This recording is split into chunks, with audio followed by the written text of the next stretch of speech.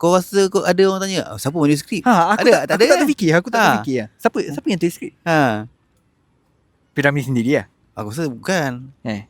Dia bukan dia buat.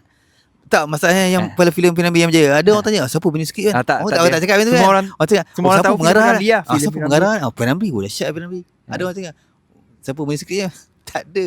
Mana orang pernah dengar orang cakap, siapa penulis skrip? Tak ada. Orang tanya siapa pengarah je. Kan? Apa orang cakap, selain daripada producer, director, pelakon lah. At least pelakon filem yang paling meletup sekali Mat Kilau kan. Ada orang tanya siapa penulis skrip? Tak ada. Orang tahu pelakon je. Orang tanya siapa pengarahnya. Pengarah. Tak ada. Baguslah penulis skrip. Tak ada.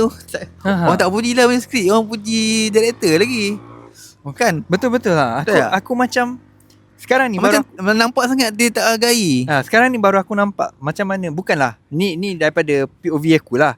Aku tak tahu secara menyeluruh, secara amnya macam mana ni, tapi ni sebagai aku orang yang buta seni, yang tak tahu apa orang awam lah. Orang tak sampai kasyaf tu penonton lah. Orang tak kursi sampai penonton lah. Makrifat tu.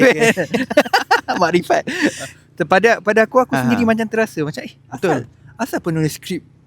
Kalau dekat layar filem yang ending apa panggil kredit kan.